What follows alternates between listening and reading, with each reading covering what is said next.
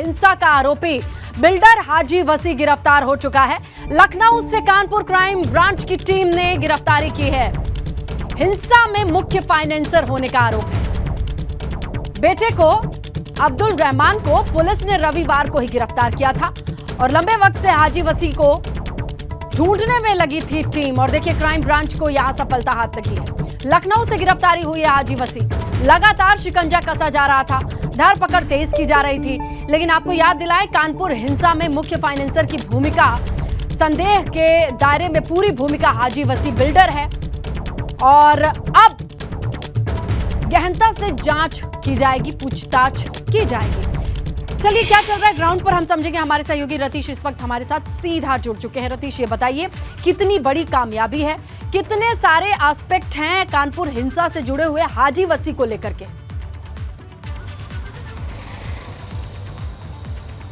देखिए, इसे बहुत बड़ी कामयाबी पुलिस के लिए कहा जाएगा, लेकिन नाकामी इस बाबत थी कि 1 महीने से हाजी वसी फरार था और हाजी वसी को कानपुर पुलिस पकड़ नहीं पा रही थी। लेकिन देर रात उसे लखनऊ से कानपुर की क्राइम ब्रांच ने गिरफ्तार कर लिया है और एक गुप्त स्थान पर रखते हुए उससे पूछताछ भी शुरू हो गई है। आपसे कुछ देर पहले कानपुर के जो पुलिस कमिश्नर विजय कुमार मीणा, उनसे हमारी जब बात हुई तो उन्होंने साफ तौर पर इस बात की पुष्टि की कि गिरफ्तारी कर ली गई है। हाजी वसी की गिरफ्तारी इस बात पर भी अहम हो जाती है क्योंकि हाजी वसी पर क्राउड फंडिंग का आरोप है और क्राउड फंडिंग के आरोप में मुख्तार बाबा को भी गिरफ्तार करके जेल भेजा जा चुका है। दरअसल इस पूरी कानपुर हिंसा की अगर पृष्ठभूमि को समझा जाए तो पृष्ठभूमि में मुख्तार बाबा, हाजी मुख्तार अहमद उर्फ मुख्तार बाबा और हाजी वसी जो बिल्डर हैं, इनकी बड़ी भूमिका रही है क्योंकि पैसा दिया गया, क्राउड फंडिंग ऐसा आरोप है कि कैसा इनके द्वारा दिया गया, मुहैया कराया गया फंड और उसके बाद इतनी बड़ी हिंसा की एक साजिश को रचा गया। इसके पहले यह भी कहा गया कि कई सारी मीटिंग्स की गई थी और मीटिंग्स में तय किया गया कि हिंसा कहाँ कहाँ, कैसे कैसे, किन किन चौराहों पर की जाएगी।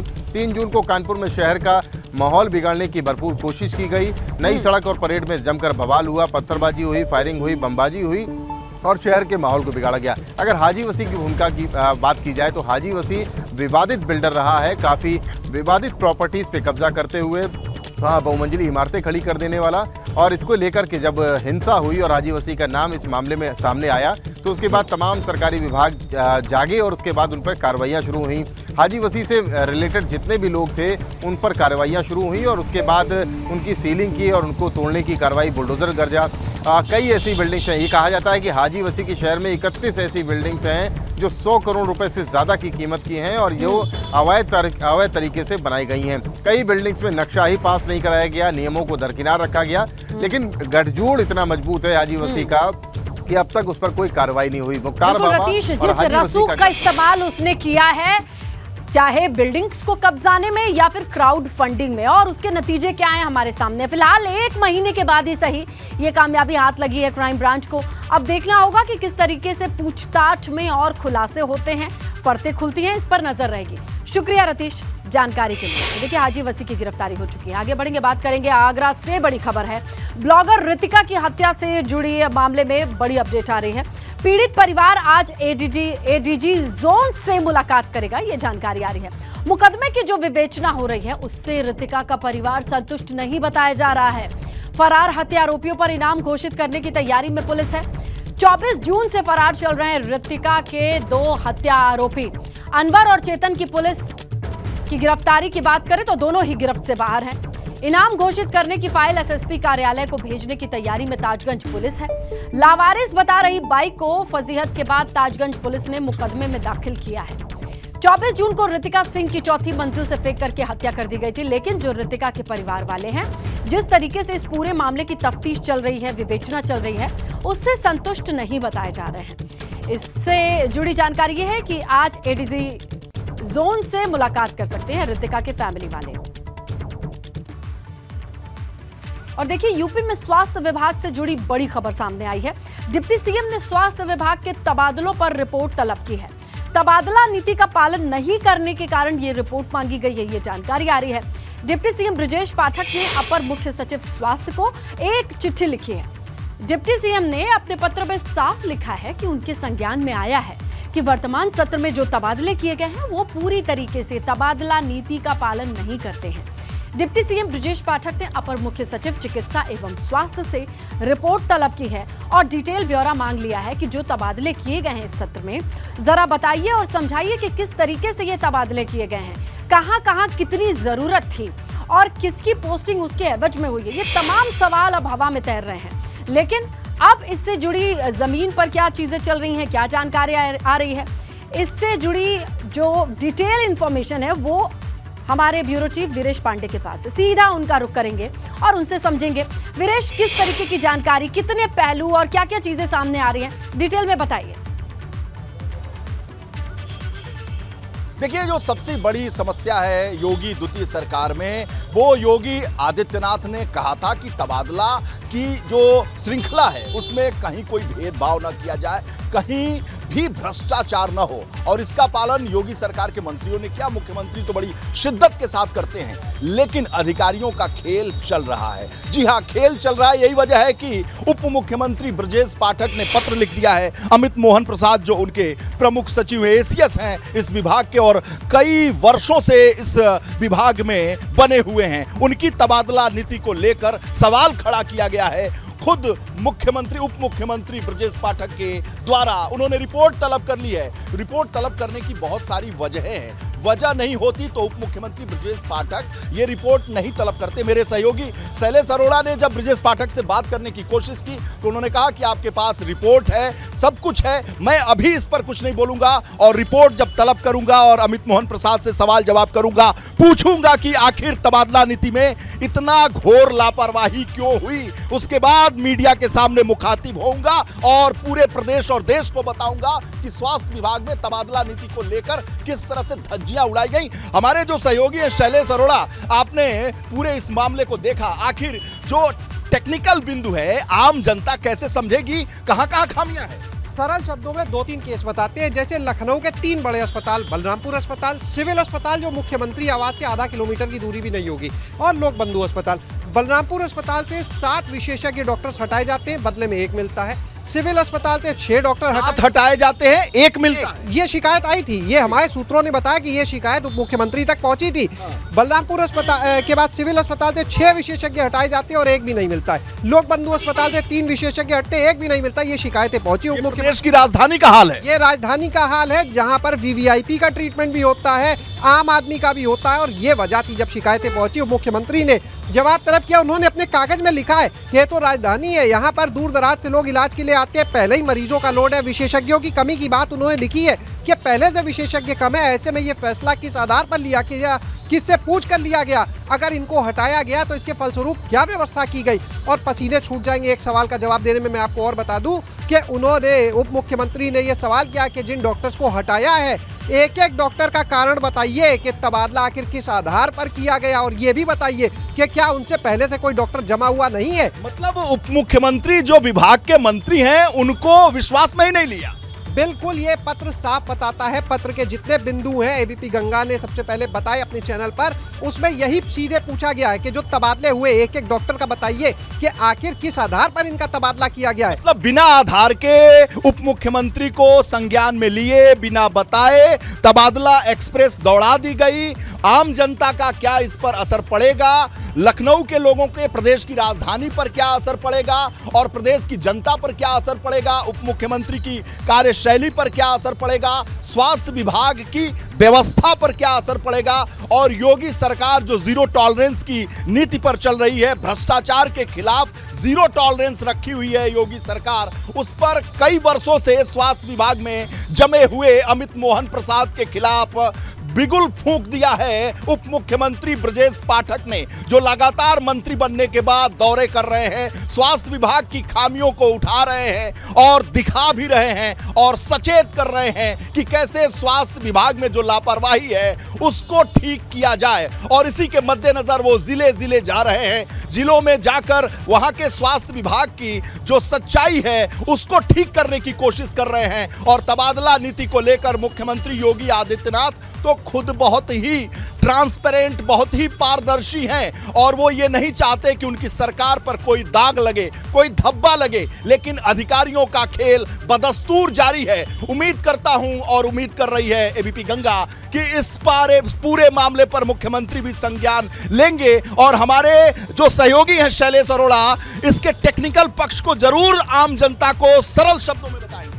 देखिए, सरल शब्दों में समझे तो तबादला नीति जो लागू की, जो योगी सरकार ने जिस तबादला नीति को कैबिनेट से अभी कुछ दिन पहले अप्रूवल दिया था, उसका पूरी तरह से पालन नहीं हुआ है। उप मुख्यमंत्री ने जो बताया, जिस तरह से पत्र लिखा, यानी कि जो आधार होना चाहिए या वो समय का आधार होता है, यानी उस समय के आधार का पालन नहीं हुआ इस पत्र को अगर हम देखते हैं। दूसरा, आधार के कहीं से भी ट्रांसफर होते हैं तो ये देखा जाता है अव्यवस्था ना हो वहां पर पर्याप्त मात्रा में, क्योंकि डॉक्टर्स जो होते हैं वो जीवन रक्षक हैं, वो धरती के भगवान कहे जाते हैं। अगर आप कहीं पर जितने मरीजों का लोड देखिए पहले से बहुत ज्यादा, इलाज के लिए लोग कतार में रहते हैं, कितनी बार आपको देखा होगा। स्वास्थ्य मंत्री के घर के बाहर के ही लोगों का जमावड़ा देख लीजिए और अंदर से बाहर की जो तस्वीरें हैं वो प्रयागराज के लिए रवाना हो गए हैं, लेकिन फिर भी उनसे उम्मीद रखने वालों की जो संख्या है वो भी सैकड़ों के करीब है। इस राजभवन कॉलोनी स्थित उनके इस सरकारी आवास पर, बंगले पर जो गाड़ियां हैं, यहाँ के लोग हैं, बहुत दूर दराज से आए हुए, ये जो हाथों में आप देख रहे हैं ये कहीं ना कोई अपना प्लास्टिक में कुछ ना कुछ, कोई ना कोई शिकायती पत्र होगा, कोई ना कोई उम्मीद होगा, कोई ना कोई कोशिश होगा जो वो करना चाह रहे थे।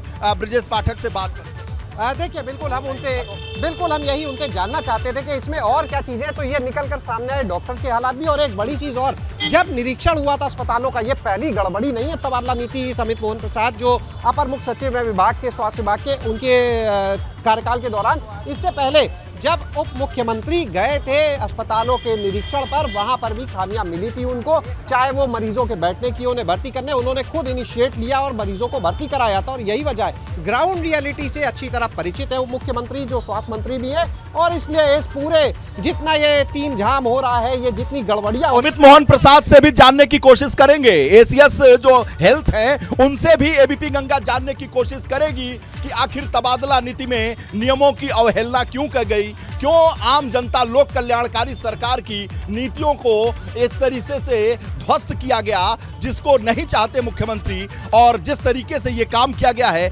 आम जनता को एक बार फिर समझाइए कि आखिर क्या है। देखिए, सबसे पहली चीज के जहां थे विशेषज्ञ डॉक्टर जो पहले से कम है अस्पतालों में, उनको हटाया गया, लेकिन उनकी जगह नए डॉक्टर्स नहीं दिए। अगर नए डॉक्टर नहीं है तो इलाज कैसे होगा? सिविल अस्पताल, बलरामपुर अस्पताल, लोक बंधु, बिना डॉक्टर के इलाज कैसे होगा भाई? यही सवाल है सबसे बड़ा। तो क्या किए सब डॉक्टर वहाँ? उनको दूसरे जिलों में भेज दिया, उन जिलों में भेज दिया, बाकी किसी को हरदोई भेज दिया, किसी को किसी और जिले भेज दिया। लेकिन लखनऊ जो राजधानी है, जहाँ पर अन्य प्रदेशों तक से लोग इलाज के लिए आते हैं, यहाँ कैसे इलाज होगा? लगता है ये नहीं सोचा गया। अब ये जवाब देना पड़ेगा। अच्छा, ये बताओ भाई कि ये जो डॉक्टर यहाँ से भेज दिए गए, तो यहाँ जब डॉक्टर नहीं है तो इलाज कौन करेगा? कंपाउंडर? यही सबसे बड़ा सवाल उठेगा कि राजधानी लखनऊ के इतने बड़े बड़े अस्पताल, मुख्यमंत्री आवास से आधा किलोमीटर भी दूरी नहीं है सिविल अस्पताल की, और वहां पर ये हालात है जहां हम इस समय मौजूद हैं। उप मुख्यमंत्री का घर है, स्वास्थ्य मंत्री भी है, यहाँ से भी आप जानते हैं सिविल अस्पताल की दूरी कितनी है, शायद 1 किलोमीटर भी नहीं होगी। वहां से आपने डॉक्टर भेज दिए, लेकिन वहां पर उसके बदले में विशेषज्ञ नहीं दिए। यही शिकायत मिली थी, जिसके बाद उन्होंने जवाब तलब किया, और ये शिकायतें आधार ये डॉक्टर जो है भगवान के समान है।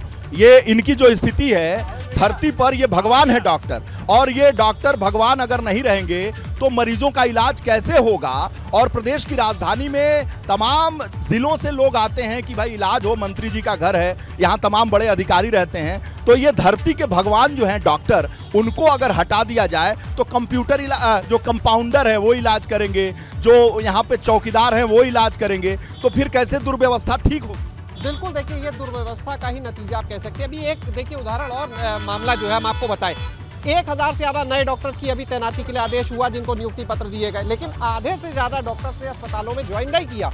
आखिर क्यों? सरकारी नौकरी के लिए तो लोग इतना लड़ते हैं, जद्दोजहद है, लेकिन इन सरकारी अस्पतालों में नियुक्ति पत्र के बाद भी डॉक्टर क्यों नहीं आ रहे हैं? ये बड़ा सवाल। यानी अव्यवस्था है, यानी वो सुविधाएं नहीं मिल पा रही, चाहे वो डॉक्टर्स को भी। इस बात से इनकार नहीं किया जा सकता कि सूबे के मुख्यमंत्री योगी आदित्यनाथ पूरी व्यवस्था को, स्वास्थ्य, शिक्षा, ऊर्जा, हर व्यवस्था को ठीक करने की कोशिश करते हैं, और वो किसी दिन, हम और आप एक दिन छुट्टी ले लें, लेकिन जब से वो मुख्यमंत्री बने हैं 2017 से, एक दिन भी वो छुट्टी नहीं लिए हैं। आम जनता लोक कल्याणकारी योजनाओं को जमीन तक पहुंचाने के लिए सारी कोशिशें मुख्यमंत्री की बनी रहती हैं और वो पसीना बहाते रहते हैं। आपको याद नहीं होगा कि वो मुख्यमंत्री बनने के बाद एक दिन भी छुट्टी पर रहे हों, एक दिन भी कहीं बैठे हों। लगातार वो निरंतर चल रहे हैं। आज बनारस जाना है, चित्रकूट है, उसके बाद से बुंदेलखंड एक्सप्रेसवे है। सारी कोशिशें उनकी लगातार निरंतर इस देश की, इस प्रदेश की जो जनता है उसकी बेहतरी के लिए है और सूबे की बेहतरी के लिए है, लोक कल्याणकारी योजनाओं को धरती पर लाने के लिए है। और लेकिन हैंड्स कौन है? हैंड्स जो मुख्यमंत्री जी के हैंड्स हैं वो अधिकारी हैं, और अधिकारी हैं तो उन अधिकारियों को जमीन पर बेहतर काम करना होगा और सरकार की नीतियों से कदम मिलाकर चलना होगा। मुख्यमंत्री जी के जो अरमान हैं, मुख्यमंत्री जी की जो नीतियां हैं, उनका पालन करना होगा। बिल्कुल वीरेश, देखना ये होगा कि अब इस लिखी हुई चिट्ठी पर संज्ञान लेकर के जिनकी जवाबदेही बनती है वो क्या कहेंगे। शुक्रिया शैलेश, शुक्रिया वीरेश तमाम जानकारी के लिए। बड़ी खबर मिल रही है जौनपुर से। ट्रक और ट्रैवलर की भीषण टक्कर हुई है। ट्रैवलर सवार 3 लोगों की मौके पर मौत हो गई है। बदलापुर कोतवाली क्षेत्र के फत्तूपुर हाईवे पर हादसे की खबर आ रही है। पुलिस ने शव को कब्जे में लेकर पोस्टमार्टम के लिए भेज दिया है। ये देखिए तस्वीरें। ट्रक और ट्रैवलर की भीषण टक्कर में 3 लोग सवार थे और मौके पर उनकी दर्दनाक मौत हो गई।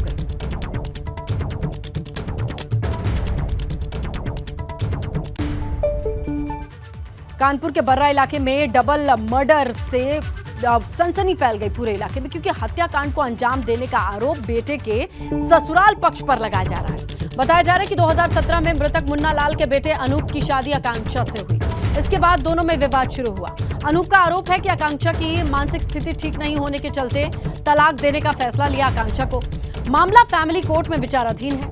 आरोप यह है कि इसके बाद भी अनूप के ससुराल पक्ष के लोग बेटी को घर में रखने का दबाव बना रहे थे। इसके बाद इस घटना को अंजाम दिया गया। बेटे अनूप ने अपने साले के साथ कुल 3 लोगों पर हत्या का आरोप लगाया है। पुलिस को शिकायत पत्र भी दिया है। इसके बाद पुलिस आरोपियों की तलाश में जुटी हुई है। वहीं पास में लगे सीसीटीवी कैमरे में संदिग्ध व्यक्ति आते जाते भी दिख रहे हैं।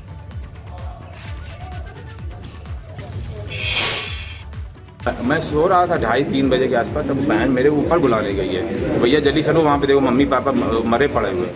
तो बहन ने क्या बताया, कितने लोग थे? वो कह रही है कि मेरा जो छोटा वाला साला उसको मैंने देखा। आप कौन साला? छोटा वाला। क्या नाम उसका? बैंक गुप्ता। बड़े वाले साले को पुलिस ने वहाँ पे अरेस्ट कर लिया, बड़ा थाने में लेकर। तो क्या कोई विवाद चल रहा था क्या आप लोग के बीच? केस खत्म होने वाला है, बिल्कुल लास्ट स्टेज पे है। वो कह रहे 50 लाख दो, हमने कहा 50 लाख तुमने दिए तो तुम साबित कर दो 50 लाख हो। यहाँ पे कल रात में एक घटना हुई है। घटना का समय लगभग 12 से 3 बजे का है। इसमें ये मुन्ना लाल है, ये अपने घर में सोए हुए थे और इनके घर में उनकी पत्नी और एक बेटा और बेटी रहती है। ये 4 लोग थे। इसमें रात में इनका जो तहरीर प्राप्त हुई है उसके आधार पे उनके लड़के द्वारा बताया गया है कि इनके लड़के के ससुराल वालों से, मायके वालों से, पत्नी से इनका विवाद चल रहा था और उसी विवाद को चलते ये घटना उनके द्वारा कारित की गई है। अभी हमारे पास नामजद तहरीर 2 लोगों के विरुद्ध प्राप्त हुई है। कन्नौज से खबर है। सदर कोतवाली के शेखपुरा मोहल्ले में आपत्तिजनक पोस्टर लगा है, यह खबर आ रही है। मुस्लिम बाहुल्य इलाके में यह पोस्टर लगाया गया और पोस्टर में विवादित अपील भी की गई है। पोस्टर वायरल होने के बाद सक्रिय हुई है पुलिस। कन्नौज पुलिस ने ट्वीट करके कार्रवाई करने की जानकारी दी है। लेकिन मुस्लिम बाहुल्य इलाके में विवादित पोस्टर लगाया गया है जिसका कंटेंट भड़काऊ है और अब इसी पोस्टर के वायरल होने के बाद पुलिस सक्रिय हुई है और ट्वीट करके कार्रवाई करने की जानकारी भी दी है कन्नौज पुलिस ने। इस पूरे मामले पर पुलिस ने भी सक्रियता दिखाई है और ट्वीट करके ये जानकारी दी है कि जिस किसी ने भी ये पोस्टर लगाया है या जहां से छपवाया है वो तमाम लोग अब जांच के दायरे में आएंगे और जो कोई भी इसकी जद में आएगा उस पर कार्रवाई की जाएगी। तो कन्नौज सदर से ये पोस्टर वायरल हो रहा है जिसमें अपील की जा रही है, जो भड़काऊ अपील है। मुस्लिम बाहुल्य इलाके में ये पोस्टर लगाया गया है।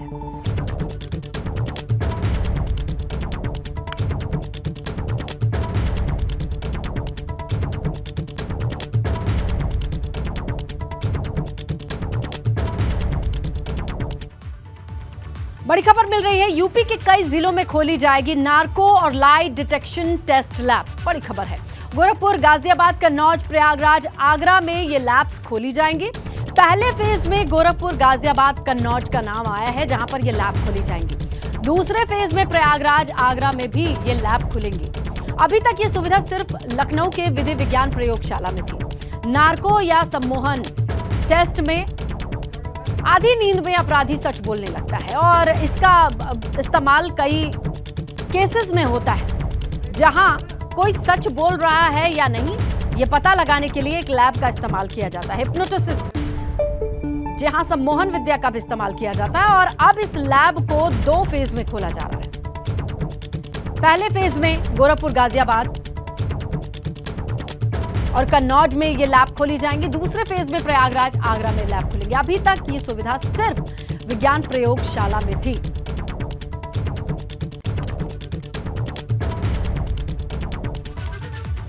और देखिए, उधर बुलंदशहर में माफिया के खिलाफ कार्रवाई लगातार चल रही है।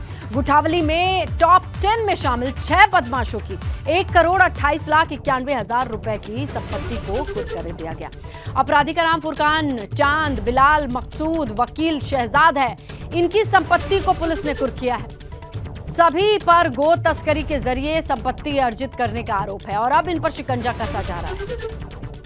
तो बुलंदशहर में 2 लोकेशन पर पुलिस ने कुर्की की कार्रवाई की है।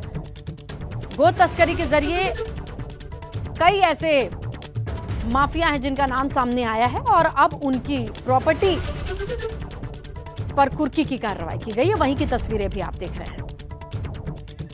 तो बुलंदशहर से यह बड़ी कार्रवाई की गई है। विभाग की ओर से गो तस्करों पर शिकंजा कसने के लिए उनकी संपत्ति को कुर्क किया गया है और करोड़ों की संपत्ति इन्होंने इसी तरीके से अर्जित की है। और अब इन पर कुर्की की कार्रवाई इनकी प्रॉपर्टीज पर होती है। आप ये तस्वीरें देख पा रहे हैं। कुल 1,28,91,000 की संपत्ति कुर्की है बुलंदशहर में, जहां खुर्जा में भी माफिया कासिम पर शिकंजा कसा गया है। और 2 लोकेशन पर यह कुर्की की कार्रवाई करके 2 करोड़ से ऊपर तक की संपत्ति को विभाग ने कुर्क कर दिया है। और बताया यह जा रहा है कि यह संपत्ति बनाई गई है गो माफियाओं के जरिए, गो तस्करी करके, और अब इन पर शिकंजा कसा जा रहा है। खुर्जा में भी माफिया कासिम है जिसकी संपत्ति को कुर्क किया गया है।